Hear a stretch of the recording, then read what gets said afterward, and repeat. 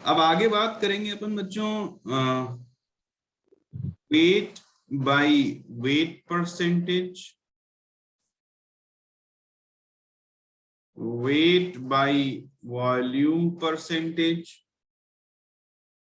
Volume by volume percentage और volume by weight percentage. इतने तरह से आपसे कंसंट्रेशन को और पूछ सकता है। अब अगर कहीं x है और कहीं y है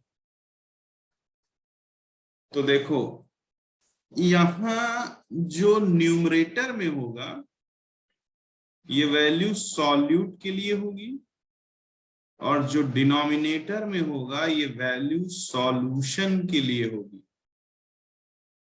जैसे एग्जाम्पल के तौर पे अगर मैं बात करूं सबसे पहले किसका, मैं बात करूं वेट बाय वेट परसेंटेज का। गौर से देखते रहें, वेट बाय वेट परसेंटेज का। तो इसका जो डेफिनेशन है वो क्या होता है, गौर से सुनना।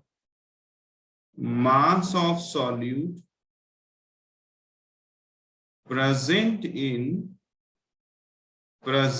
in 100 gram of solution. ऊपर भी W नीचे भी W, this W is for solute and this W is for solution. यानी अगर कहीं वेट बाय वेट परसेंटेज लिखा है तो इसका फॉर्मूला क्या हो जाएगा, इसका बहुत सिंपल सादा फॉर्मूला हो जाएगा मास ऑफ सॉल्यूट, धैर्य रखना जिसको आता हो वो पेशेंस रखे, divided by mass of solution multiplied by 100।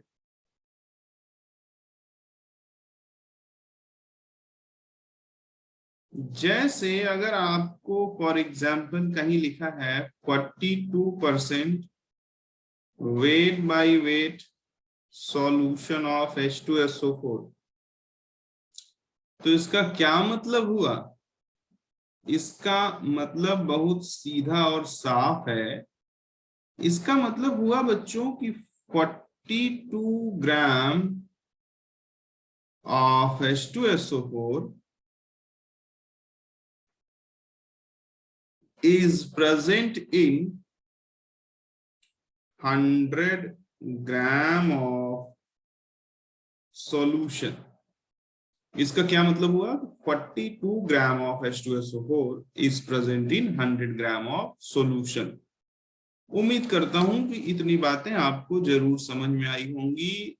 दूसरा हेडिंग अगर मैं डालूं वेट बाय वॉल्यूम परसेंटेज, तो मैंने सिखा रखा है आपको ऑलरेडी कि जो भी कुछ न्यूमरेटर में होगा वो सॉल्यूट के लिए और जो डिनोमिनेटर में होगा वो सॉल्यूशन। तो क्या बोलोगे, बोलोगे कि mass of solute present in mass of solute present in 100 ml of solution is called weight by volume percentage। अगर इसका फॉर्मूला किताबों में देखोगे तो मिलेगा क्या, mass of solute upon volume of solution into 100।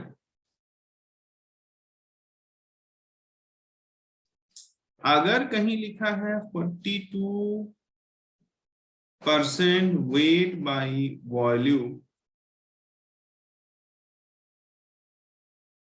H2SO4, तो इसका क्या मतलब हो जाएगा, इसका मतलब हो जाएगा 42 ग्राम H2SO4 is present in 100 ml of solution. हाँ या ना?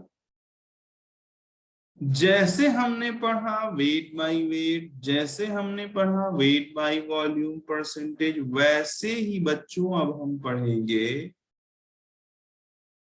Volume by volume percentage. हमने ऑलरेडी बता रखा है what ever is in numerator is for solute and what ever is in denominator is for solution. अगर आगे चलें तो जरा देखो कि कितनी आसानी से बातें पता लगेगी। Volume of solute present in 100 ml of solution। अगर कहीं वेट बाय वेट परसेंटेज का फॉर्मूला लिखा हो तो volume of solute upon volume of solution into 100। जैसे अगर कहीं लिखा है 42% V बाई VH2SO4, इसका सिंपल सादा मतलब है कि 42 ml H2SO4 is present in 100 ml of solution। हाँ या ना? Yes sir. Yes sir. इसी तर्ज पे आगे चलें और आगे आपसे कहें कि वे वॉल्यूम बाय वेट, हालांकि ये रहता नहीं जल्दी, लेकिन अगर कहीं लिखा हो तो क्या कहोगे? Volume of solute present in 100 gram of solution। V by W percentage क्या हो जाएगा?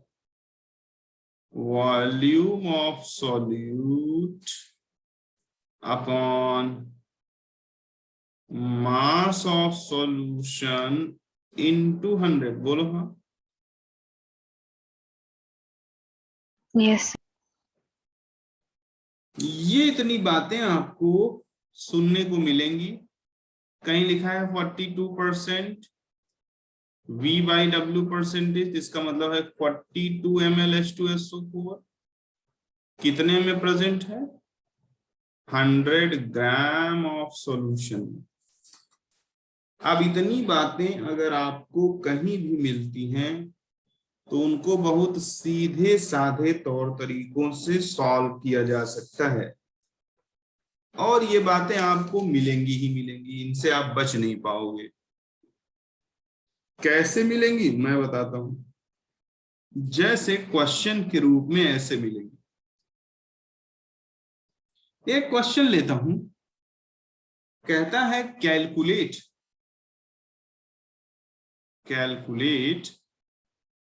मोलैरिटी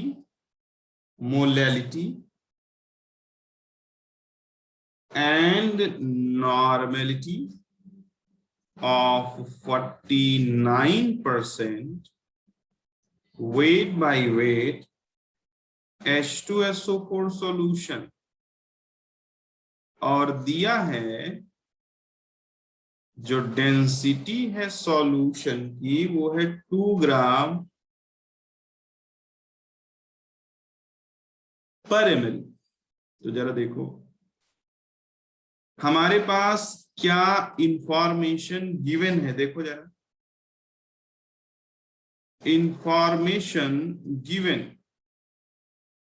हमारे पास इतनी ही जानकारी दी हुई है कि 49 gram of H2SO4 is present in 100 gram of solution. बोलो हाँ। Yes sir. Yes. अब अगर मैं मोलैरिटी चाहता हूं तो मोलैरिटी होता है N upon V in litre. N होता है मोल्स ऑफ सॉल्यूट। सॉल्यूट का मास मालूम है, मोलर मास से डिवाइड कर दूंगा तो मोल आ जाएगा। सॉल्यूशन का मास मालूम है तो density is equals to mass upon volume से मास अपॉन डेंसिटी क्या हो जाएगा, वॉल्यूम।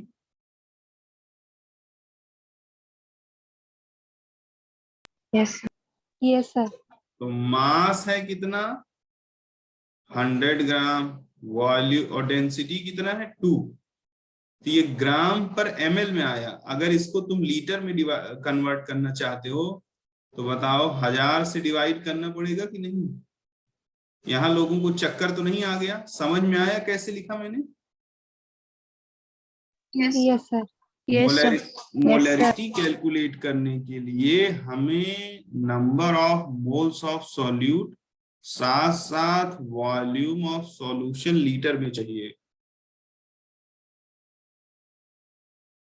अब क्योंकि सॉल्यूट का मास मालूम था इसलिए मास मालूम था तो मोल पता लग गया लब से। अब मोल पता लग गया तो वॉल्यूम भी पता ही लग जाएगा क्योंकि सॉल्यूशन की डेंसिटी और मास दोनों मालूम है। तो यहां हमने इसको 10 कर दिया, ये आ गया 1/2 और ये कितना हो जाएगा 10 इंटू 2 20। तो मोलैरिटी कितनी आ गई 10। बोलो। Yes, sir. नहीं समझा या समझा। समझा। ठीक है, अब समझा सर। मास दिया है, डेंसिटी दी है तो वॉल्यूम वगैरह निकालना बच्चों का खेल है। अगर ये सब नहीं समझेगा तो रिपीटर में फिर से समस्या आएगी, ये भी जानते रहना। ये सब बहुत बेसिक चीजें हैं और we should have proper information about this type of questions. ठीक है, ठीक है सरकार। Yes, sir. अब आगे दे, अगला चीज कहता है नॉर्मेलिटी। तो नॉर्मेलिटी क्या होता है, molarity into valency factor. Valency factor. अब मोलैरिटी 10 आ गई, वैलेंसी फैक्टर H2SO4 का निकाल लोगे 2, 2. तो नॉर्मेलिटी कितनी आ गई 20। बोलो बोलो। Yes. Yes, sir. Janvi density 1 से बड़ा है तो मोलैरिटी मोलैरिटी से बड़ा आएगा कि छोटा आएगा। मोलैलिटी छोटा आएगा। पक्का। हाँ, डेंसिटी 1 से बड़ा है तो मोलैलिटी छोटा रहेगा। शाबाश शाबाश। मोलैलिटी मोलैरिटी से छोटा आएगा because density is greater than 1। खूब क्वेश्चन हमने इस पे किए हैं कि नहीं किए हैं। अब कितना आएगा तो उसके लिए तुम्हें फॉर्मूला डिराइव करके दिया है 1000 इंटू डी। बोलो। Yes, sir. Minus m into M W. तो m ये कितना आया 10 इंटू 1000 अपॉन 1000 इंटू डी कितना हो जाएगा 2000 minus m into M W ये कितना हो जाएगा 10 इंटू 98। तो ऊपर कितना हो गया 10,000 और नीचे कितना हो जाएगा 2000 में से 980 अगर घट जाए तो कितना आ जाएगा बोलो 1120।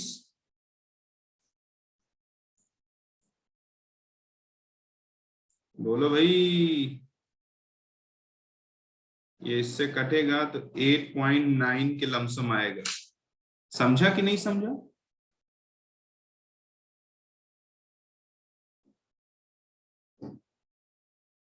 जवाब देते रहे बच्चों, समझा कि नहीं समझा। सर वहाँ पे हाँ, 1120 नहीं 1020 आएगा ना? हाँ sir. Okay, sorry sorry sorry sorry, 1020 आएगा बिल्कुल। डिवाइडेड बाई 1020 जब करोगे तो 9.8 आ जाएगा।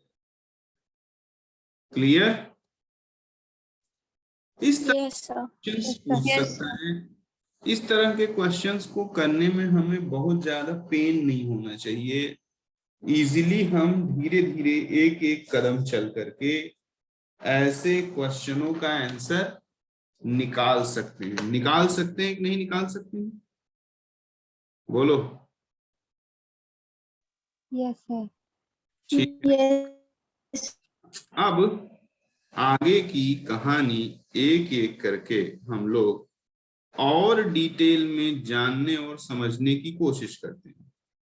जैसे बच्चों, अगर इतनी बातें आपने समझी और अगर मैं आपसे कुछ इस तरह का क्वेश्चन उठाऊं, देखें किस तरह का। खूब सावधानी से बैठें, कोई जल्दबाजी नहीं है। खाली हमको जो भी कुछ पढ़ना है वो एक सिस्टम में पढ़ना है, ठीक है?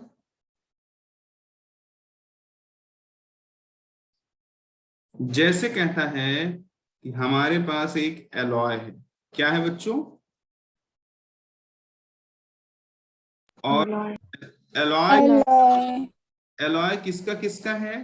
गोल्ड और सिल्वर। एयू का और एजी का हमारे पास एक एलॉय है। कहता है contains 38.5% silver by mass. By mass का मतलब समझे? Weight by wait. समझे क्या? यस हाँ, सर। Yes sir. आगे कहता है कि जो एलॉय की डेंसिटी है वो है 14.6 ग्राम पर ml। तो कहता है कि मोलर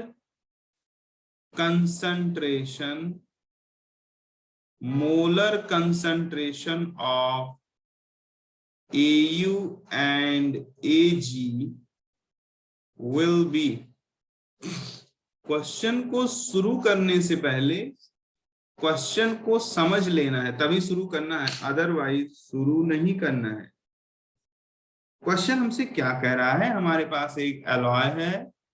एलॉय किसका किसका है? कॉपर और गोल्ड और सिल्वर का। उसका डेंसिटी अपने को मालूम है और सिल्वर का परसेंटेज मालूम है। चलो, सिल्वर का परसेंटेज मालूम है तो गोल्ड का परसेंटेज नहीं पता लग जाएगा? Yes sir. हाँ, कैसे पता लगेगा? 100 माइनस 38.5 कर देंगे तो बोलो। Yes sir. 0.5 कर दिया तो 39 में 61 जोड़ दिया तो 100, इतना परसेंट है। अब जरा देखो, मोलर कंसंट्रेशन के लिए तुमको क्या चाहिए? मोल अपॉन वीन लीटर चाहिए। बोलो हाँ। हाँ ठीक है। सर। अगर मैं गोल्ड की बात करूं और मैं सिल्वर की बात करूं तो मोलर कंसंट्रेशन के लिए मोल अपॉन वीन लीटर चाहिए। तो गौर से देखो, इसका मतलब क्या है कि 100 ml 100 ग्राम सॉल्यूशन में कितने ग्राम होगा सिल्वर? 38.5। और 38.5 को मोल में कन्वर्ट करोगे, डिवाइडेड बाई 108 करना पड़ेगा। और 100 ग्राम का वॉल्यूम कितना हो जाएगा? डेंसिटी अगर मालूम है और मास मालूम है और वॉल्यूम चाहिए तो क्या करोगे? Mass divided by density. ये तुम्हारा हो गया वॉल्यूम। 1000 से डिवाइड कर दोगे तो ये किस में कन्वर्ट हो जाएगा? लीटर में। ऐसे ही यहां गोल्ड का अगर आपको निकालना है मोलर कंसंट्रेशन तो वो भी बहुत ही आसान है। उसमें भी कुछ करने की जरूरत आपको ज्यादा नहीं पड़ेगी। क्या होता है अमाउंट, अगर 61.5% है यानी 100 ग्राम में इतने ग्राम है, तो 61.5 डिवाइडेड बाई मोलर मास 197 होता है गोल्ड का मोलर मास। मोल पता लग गया, वॉल्यूम इन लीटर, सॉल्यूशन का कितना मास लिए हो, अगर वेट बाई वेट दिया है 100 ग्राम लोगे ना, हाँ सर के ऊपर से तो नहीं जा रहा है भाई। नो नहीं सर। 100 ग्राम का अगर तुम निकालना चाहते हो वॉल्यूम, तो डेंसिटी से डिवाइड कर दो। अब क्योंकि डेंसिटी ग्राम पर ml में है, इसलिए तुम्हारे पास ml में आएगा वॉल्यूम, उसको लीटर में कन्वर्ट करने के लिए डिवाइड बाई 1000 कर दो। बताओ मोलर कंसंट्रेशन आ गया कि नहीं आया?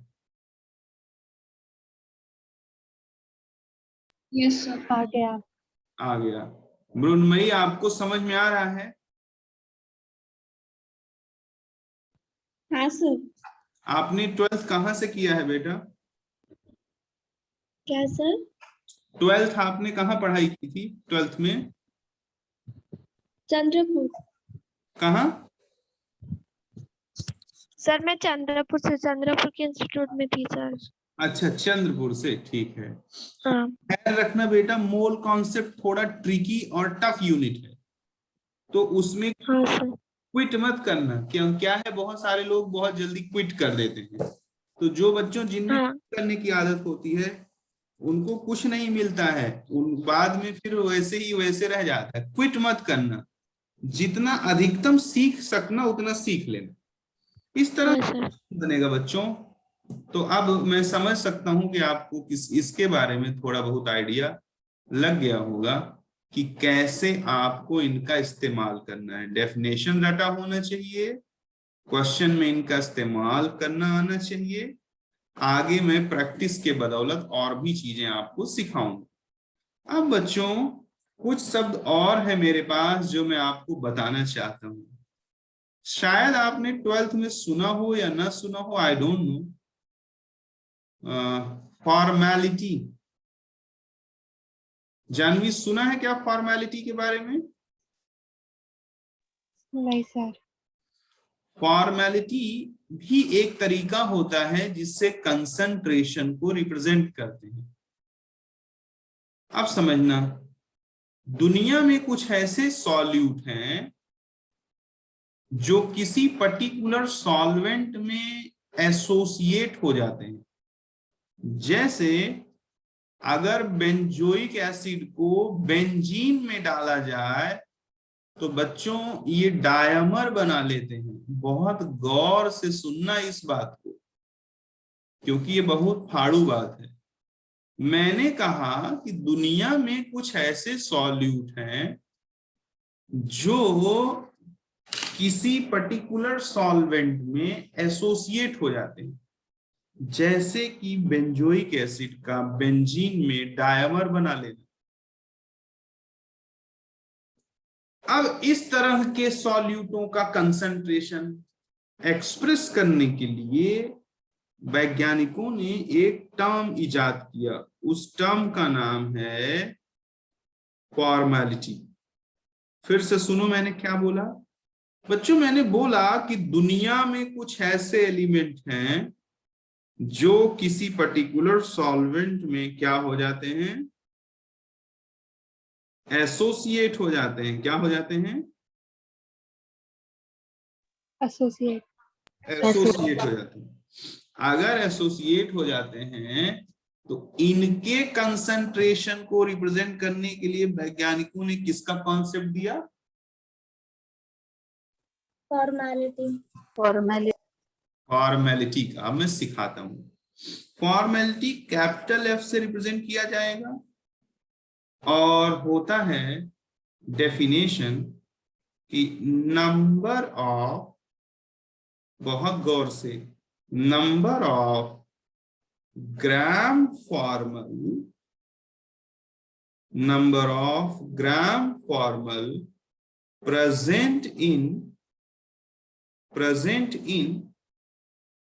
1 लीटर ऑफ सॉल्यूशन, यानी कि फॉर्मेलिटी क्या होगा, gram formal upon V in litre. अब और सावधान रहना है कि what is gram formal and what is V in litre. अब जरा देखो, ग्राम फॉर्मल क्या होता है इसे समझो। ग्राम फॉर्मल होता है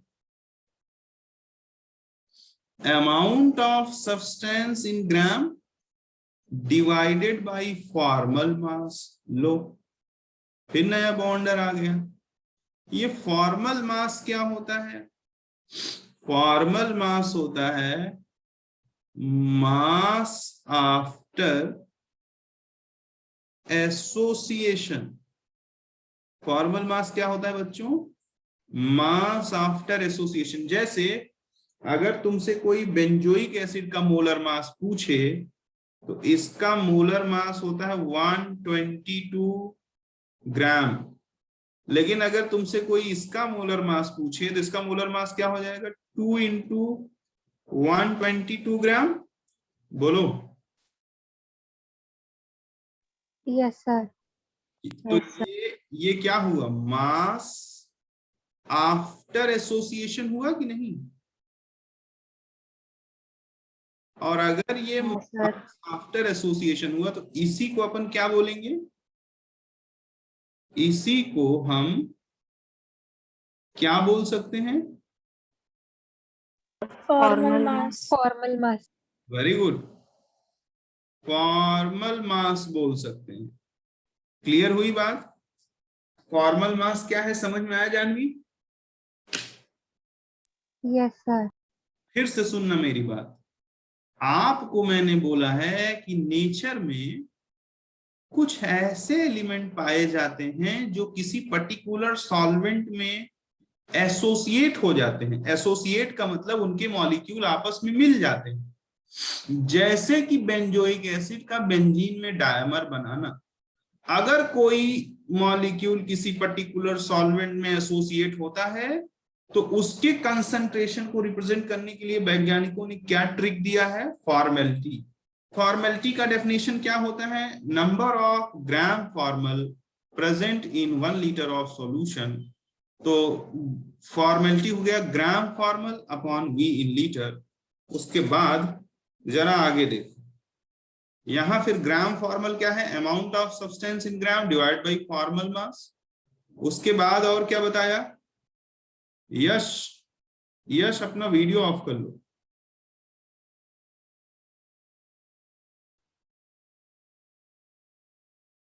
हेलो।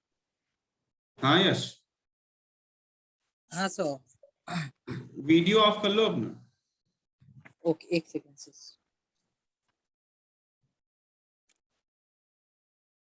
देखो, अब जरा देखो, mass after amount of substance gram divide by formula, इसको बोलते हैं ग्राम फॉर्मूला। और फॉर्मल मास क्या है? मास आफ्टर एसोसिएशन। ये देखो, उम्मीद करता हूं कि ये बातें आपको समझ में आई होंगी, हाँ या ना? हाँ सर। अब इस पे एक क्वेश्चन, यस सर। अगर मैं तुमसे कहूं कि 122 gram of benzoic acid, 122 gram of benzoic acid is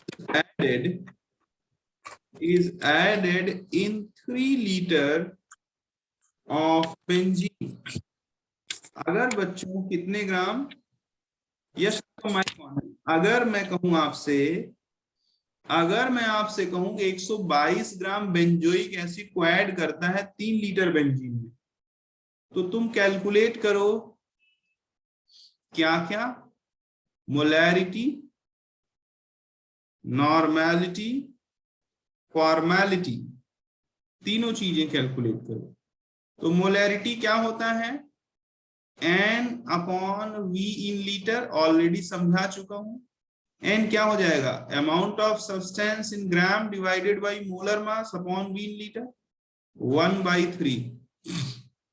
अब बेंजोइक एसिड के लिए वैलेंसी फैक्टर कितना होगा? ये देखो सी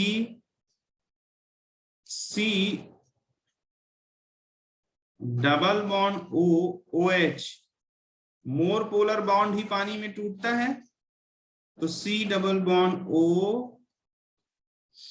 O माइनस H प्लस, कितना H आयन देगा इसका? 1 मोल, 1 मोल H आयन देगा। तो वैलेंसी फैक्टर कितना हो गया? 1 हो गया कि नहीं? तो normality molarity into valency factor 1/3 into 1। Formality क्या हो जाएगा? Gram formal upon V in litre. Gram formal क्या हो जाएगा? Amount of substance in gram divided by formal mass. अब फॉर्मल मास कितना होगा? 244 अपॉन 3 यानी 1/6। नहीं समझा?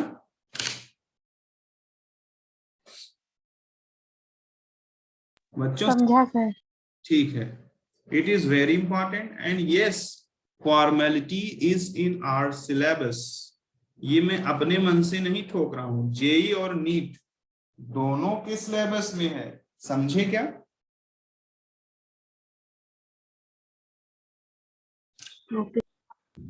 ठीक, अब आगे चलते हैं। अपन आगे चलेंगे और बातों को खूब मन से सीखेंगे। और बातें क्या हैं जरा देखो। आज खत्म हो जाएगा मोल कॉन्सेप्ट का पार्ट 1। पार्ट 2 बहुत खतरनाक पढ़ाता हूं, वो सिर्फ वही लोग पढ़ सकते हैं मुझसे जिनके अंदर कुछ करने का जज्बा होगा, नहीं तो भाग खड़े होंगे। और याद रखना, इस कॉपी से तुम्हें 20 नंबर से ज्यादा के क्वेश्चन मिलेंगे। नहीं तो जिस साल का मन हो उस साल का पेपर उठा लो, मैं 20 नंबर का क्वेश्चन दिखा दूंगा घुमा फिरा। अब आगे बात करेंगे अपन 3 चीजों का बच्चों, और उन बात पार्ट्स पर मिलियन, पार्ट्स पर बिलियन, पार्ट्स पर ट्रिलियन। मिलियन का मतलब होता है 10 की पावर 6। क्या मतलब होता है मिलियन का? 10 की पावर 6 यानी 10 लाख। बोलो हाँ। हाँ सर। बिलियन का मतलब होता है 10 की पावर 9। लमसम 100 करोड़ आना चाहिए। 100 करोड़ देख लेता हूं। इकाई, दहाई, सैकड़ा, हजार, 10,000, लाख, 10 लाख, करोड़, 10 करोड़,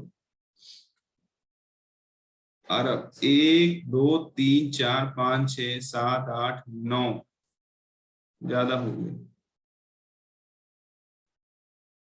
देख लो 10 की पावर 9, 1 2 3 4 5 6 7 8 9। इकाई, दहाई, सैकड़ा, हजार, 10,000, लाख, 10 लाख, करोड़। तो ये कितने यानी कि करोड़ हो जा रहा है। 100 करोड़ के आसपास होगा 10 की पावर 9। बोलो हाँ। Yes sir. और ये होता है 10 की पावर 12। इसको क्या बोलते हैं अपन? 1 ट्रिलियन। 1 बिलियन में कितना पैसा होगा? 10 की पावर 9। 1 मिलियन में 10 की पावर 6। 1 ट्रिलियन में 10 की पावर 12। अब जरा देखो होता क्या है कि हमारे यहां धरती पर कुछ ऐसे भी सॉल्यूशन प्रेजेंट हैं जिसमें सॉल्यूट बहुत कम मात्रा में प्रेजेंट होता है, बहुत कम। इस बहुत कम को साइंटिफिकली हम लोग एक शब्द यूज करते हैं ट्रेसेस, कि some solutions are also present in which कुछ ऐसे भी सॉल्यूशन प्रेजेंट हैं जिनमें, अब यही लाइन समझना, solutes are present in traces.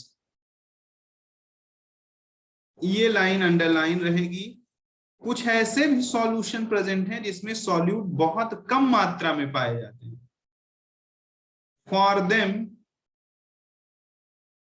we use ppm, ppb और ppt। ppm का क्या मतलब है कि 10 की पावर 6 सॉल्यूशन में, चलो एक ही मिनट बचा है, इतना जाने क्या, अगर इतना जाने तो रीज्वाइन करो, आगे की चीजें आगे जानते हैं, रीज्वाइन करें।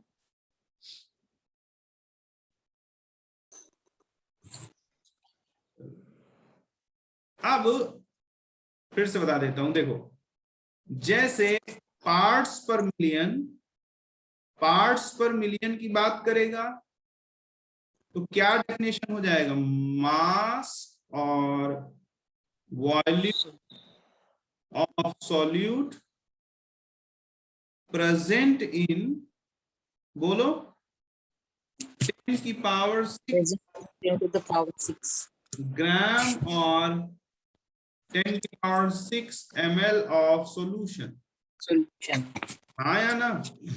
तो हाँ sir. pm with respect to mass. तो आपकी आवाज बहुत आ रही है।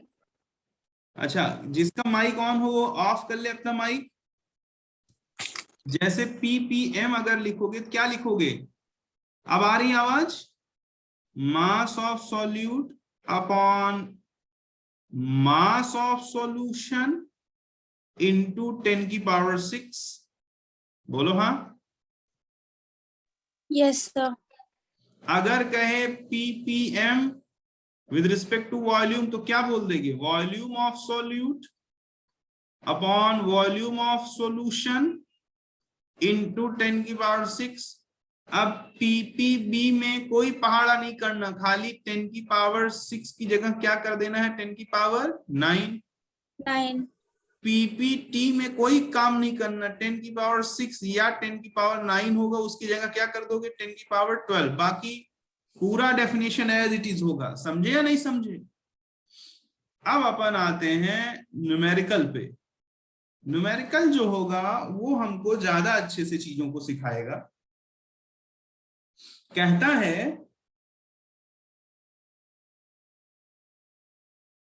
कि मोलैलिटी एक सॉल्यूशन है, जो कि कैसा सॉल्यूशन है, एक्वस सॉल्यूशन है, किसका, ग्लूकोज का, C6H12O6। उसकी मोलैलिटी दी हुई है 6। हमसे कहता है कि इसका कंसंट्रेशन पता करो पार्ट्स पर मिलियन में और पार्ट्स पर बिलियन में। तो सबसे पहले मोलैलिटी क्या होती है, number of moles of solute, बहुत गौर से, number of moles of solute upon volume of mass of solvent in kilogram. Yes, sir. Mass of solvent in kilogram. This is the definition of molality. पीछे की class में आपको कराया गया है। अब जरा गौर से देखो, पार्ट्स पर मिलियन और पार्ट्स पर बिलियन, ppm के लिए अपने को क्या चाहिए, mass of solute upon mass of solution into 10 की पावर 6। ppb के लिए क्या चाहिए, mass of solute upon mass of solution into 10 की पावर 9. 9.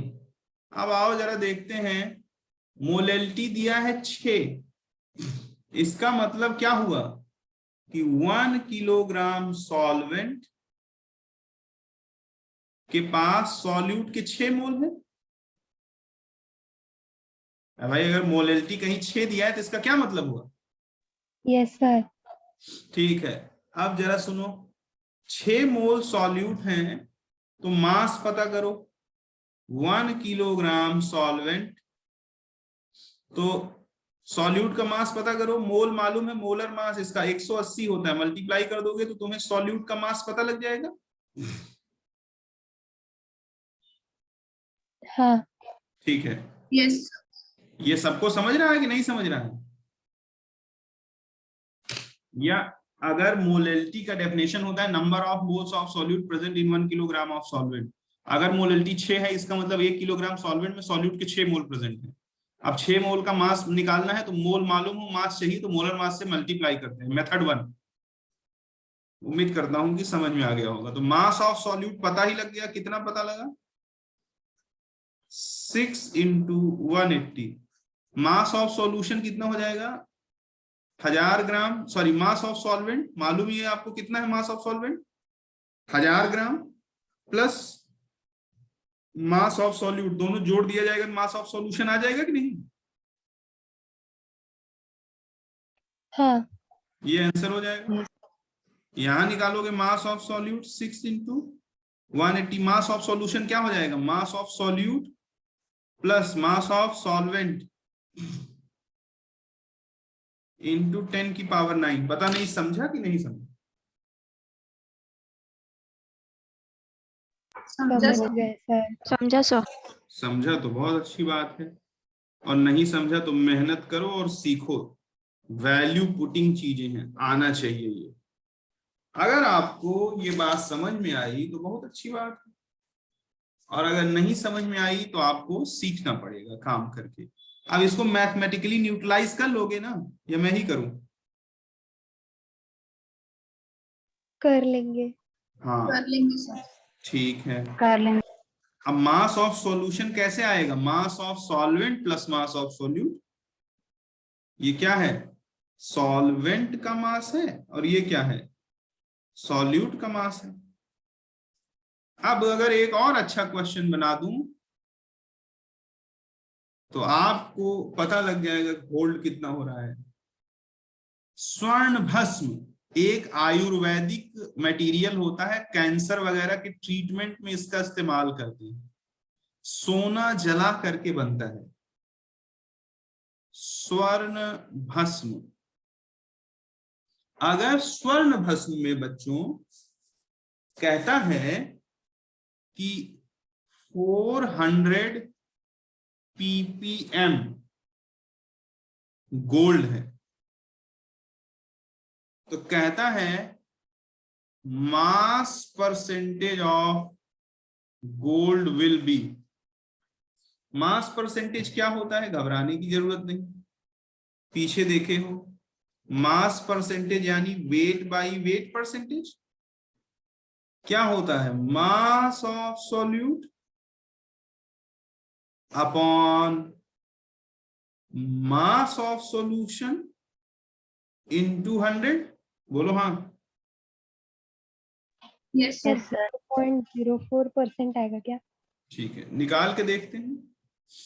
400 ppm है, यानी 10 की पावर 6 में 400 है, तो एक में कितना हो जाएगा? 400 अपॉन 10 की पावर 6, तो 100 में कितना हो जाएगा? 400 अपॉन 10 की पावर 6 इंटू 100। तो इसी को तो वेट बाई वेट परसेंटेज बोलोगे। 100 ग्राम में जितना होगा उसी को तो वेट बाई वेट परसेंटेज बोलोगे। Yes sir. तो इसको सॉल्व करो तो कितना आ जाएगा? 4 इंटू 10 की पावर -2। Yes sir. यानी कि 0.04% आया। Yes sir. नहीं समझा?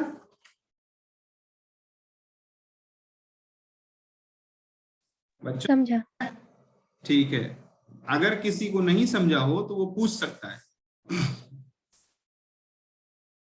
बहुत ही सिस्टमेटिक है भाई। हमको 10 की पावर 6 में कितना है उससे क्या मतलब? अगर हमसे मास परसेंटेज पूछ रहा है, मास परसेंटेज का डेफिनेशन क्या है? 100 ग्राम सॉल्यूशन में सॉल्यूट की जितनी मात्रा हो, तो 10 की पावर 6 में मालूम है, तो 100 ग्राम में नहीं पता लग जाएगा?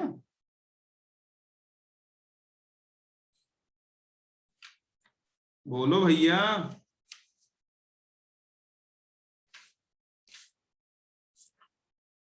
भाई क्या हो गया बच्चों, कुछ बोल दो यार। Yes sir. खुशी शोमनकर, भारी पड़ रहा है क्या? नहीं सर, गुड, तो थोड़ा बोल दिया करो यार। अब इतनी बातें हो गई, एक बात और सुन लो, तो मोल पार्ट 1 खत्म। वो बात है मोल फ्रैक्शन। क्या? Mole fraction. अगर हमारे पास कोई एक सॉल्यूशन है बाइनरी, बाइनरी उसको बोलते हैं जो दो कंपोनेंट से मिलके बना हो।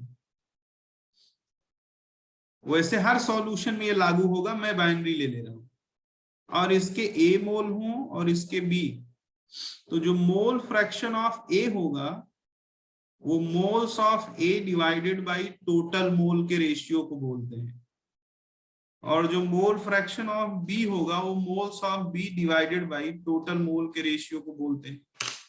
यानी किसी सॉल्यूशन में किसी कंपोनेंट का जो मोल फ्रैक्शन होता है, it is the ratio of the mole of that particular component with the total mole of the solution. Clear? Yes, sir.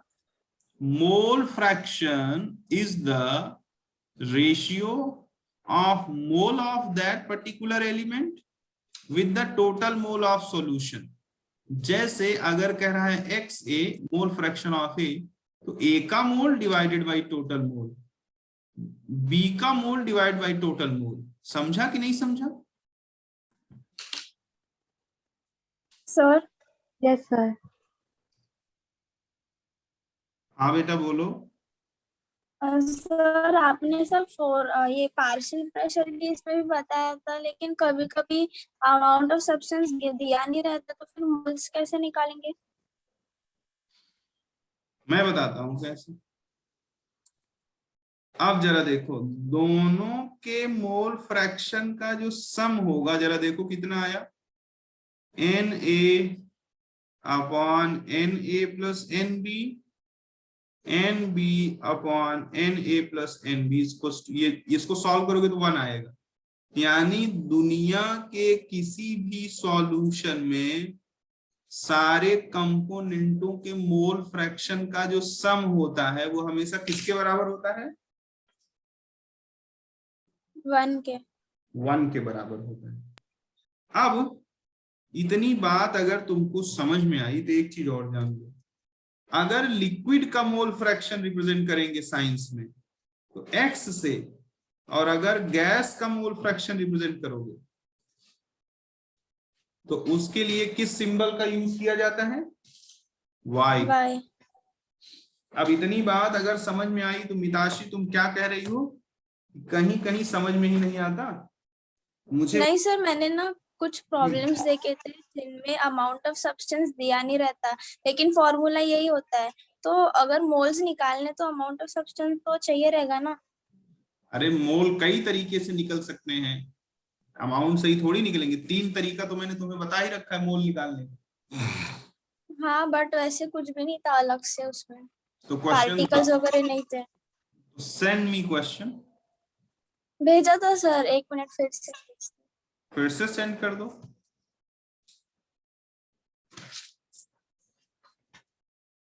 अब आगे चलते हैं और आगे चल के धीरे धीरे एक एक चीजों पे अपन होल्ड करेंगे। तो मोल फ्रैक्शन भैया मैक्सिमम जगह पे आप निकाल लोगे, मोल वगैरह तो बहुत आसान है, फिर भी मिताशी कह रही हैं तो मुझे सेंड करिए। अब जो मैंने आपको पीडीएफ भेज रखा है बच्चों अपने पास, अब देखो इतना समय नहीं है कि अपन चेक करेंगे कि आपने काम किया या नहीं किया, तो इसलिए आप शेर की तरह चीट मत करना, आप शेर की तरह काम करना, ठीक है?